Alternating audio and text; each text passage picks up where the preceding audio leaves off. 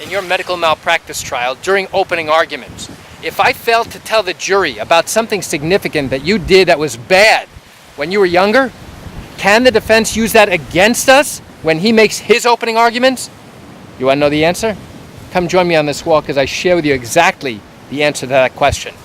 Hi, I'm Gerry Oginski. I'm a New York medical malpractice and personal injury attorney. All right, let's say you did something really stupid and really bad. You got into a lot of trouble for it when you were younger, when you did something really stupid, okay? And now, let's say you were convicted of a crime and you went to jail, as an extreme example. If I do not disclose that information to the jury in your medical malpractice trial when we start your case during opening arguments, can the defense turn to the jury when he makes his opening arguments and say, look at what Oginski did? He failed to tell you about something horrible. You want to know the answer? Come join me on this walk as I share with you the answer to this question. The answer is, yes, he can. The defense attorney is going to use that to highlight to the jury that we are hiding something, that we have failed to disclose something significant, even if it has nothing to do with your particular case. Now, look at where I'm shooting video. I'm shooting video here in St. Martin. You might actually be able to see my wife in the background. She's picking seashells. We're on a deserted island in St. Martin, and this is a place called Shell Island that it takes 5 or 10 minutes to walk to across rough, rocky, shallow water. So now while she's picking shells, I have a few minutes to share this great information with you. All right, so now let's say you have this terrible thing in your history and you failed to disclose this during opening arguments. The defense is going to rake us over the coals. Why? Because he's going to show the jury that we are hiding something significant. We're hiding something. Hey, Oginski didn't tell you that his client was convicted of this terrible crime.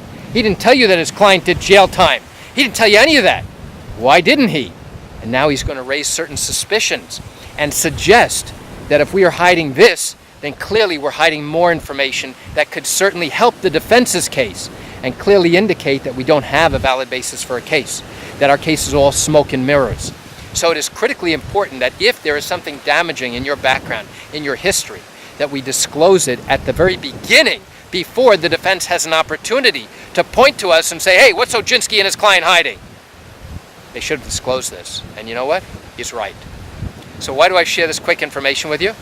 I share it with you because it's time for me to head back across the water with my wife and head back to the hotel.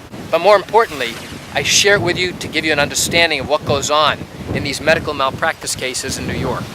You know, I do recognize you have questions or concerns about your own matter. Well, if your matter did happen in New York and you're thinking about bringing a lawsuit, but haven't done so yet because you still have questions that need answers, what I invite you to do is pick up the phone and call me. You know, I answer questions like yours every single day, and I'd love to talk to you. You can reach me at 516-487-8207 or by email at Gerry, Gerry, at oginski-law.com. That's it for today's video. I'm Gerry Oginski. Have a wonderful day.